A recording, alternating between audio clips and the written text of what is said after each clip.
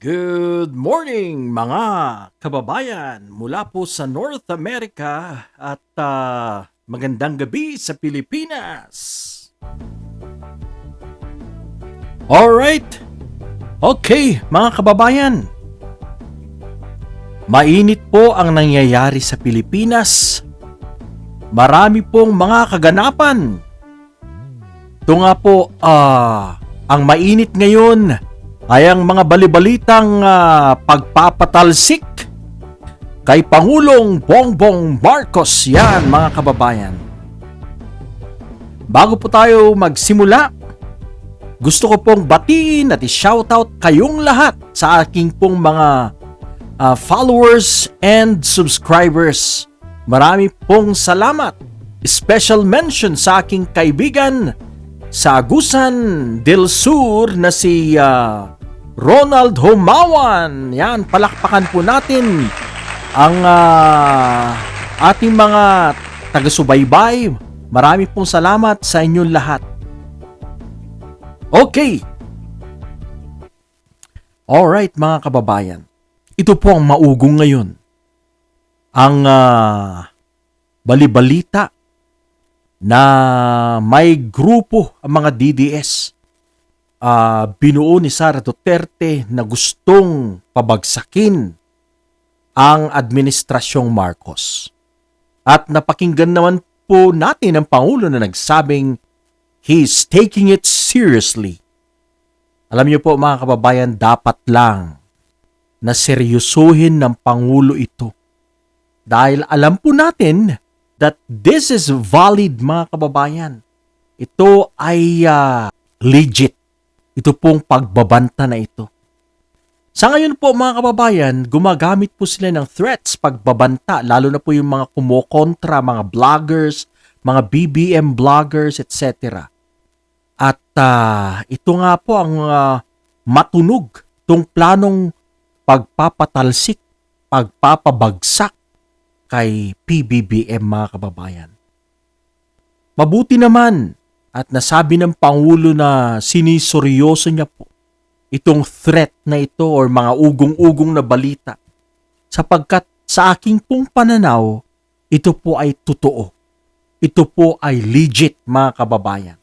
Now, pag-usapan natin, bakit gustong or nagmamadali ang kampo ni Sara Duterte na pabagsakin, eliminate, to terminate the incumbent president of the Philippines? Ano sa palagay niyo mga kababayan? Simple lang yan mga kababayan. Dahil sila ay nag-worry lalo na nung pumasok tong si Ombudsman Remulla sa eksena mga kababayan. Alam nila na delicates mga kababayan. Delikado po. Bago po tayo magpatuloy, konting yugyugan muna.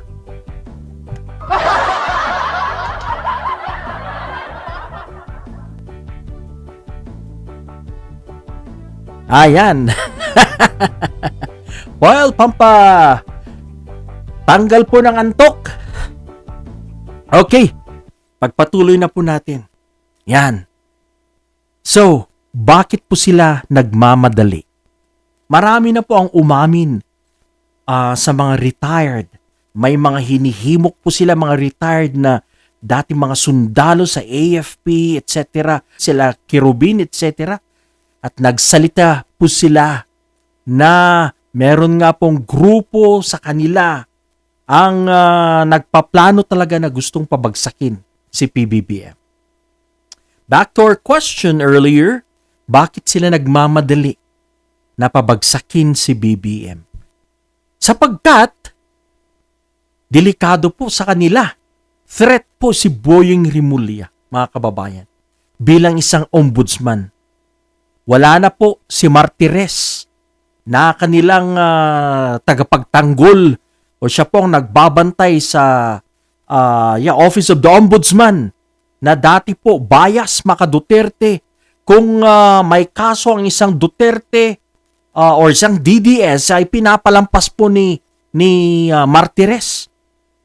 Ngayon, na si Boying Rimulya na isang neutral na ombudsman, abay, sila po'y biglang natakot mga kababayan sapagkat posible mga kababayan na uunahin ni Boying Rimulya to mga Duterte. Yan po ang tingin natin dyan mga kababayan.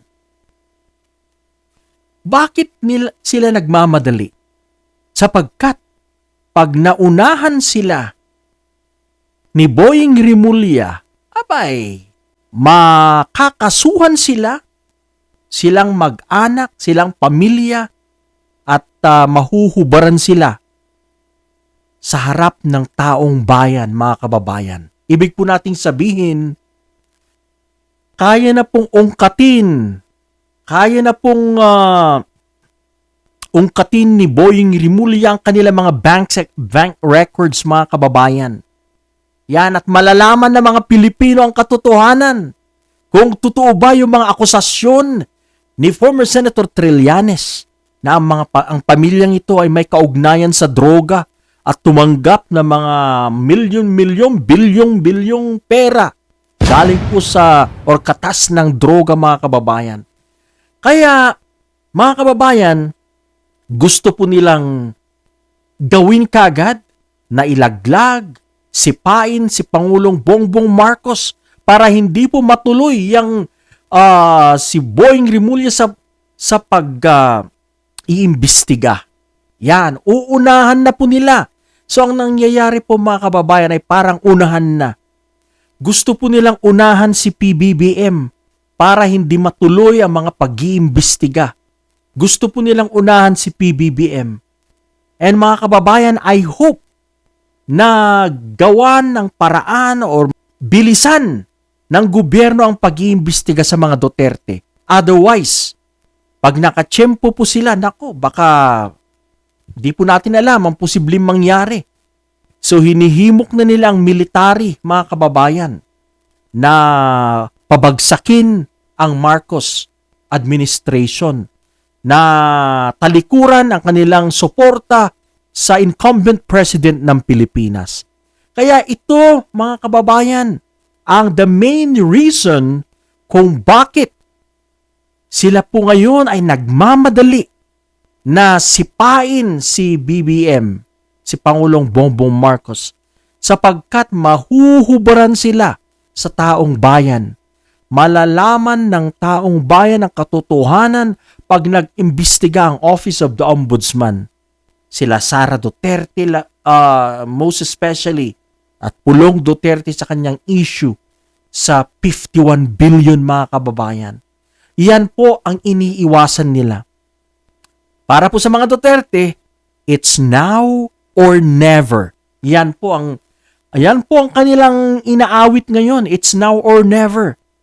Yan po ang musika nila. Sapagkat, pag hindi po sila umaksyon ngayon, maaring huli ng lahat, si Inday Duterte at ang kanyang kapamilya at mga alipores, sila po ay maipapako lahat dahil po sa mga kasalanang nagawa sa bayan. Yan po, mga kababayan. So ito po ang basa natin, ito po ang tingin natin kung bakit minamadali ng kampo ng Duterte ang pagpapabagsak sa Pangulong Bongbong Marcos, mga kababayan. Ito lang po muna ngayon, tutukan po natin ang mga issues at mga pangyayari. Mainit-init po, mga kababayan. Gaya po ng nasabi ko, I think may mangyayari bago matapos ang termino ni President Marcos. May makukulong sa mga Duterte. Hindi lang isa, posibleng dalawa at mga kaalyado. Alright, mga kababayan, marami pong salamat for tuning in sa panunood po sa ating maliit na channel. Mag-iingat po tayo lagi.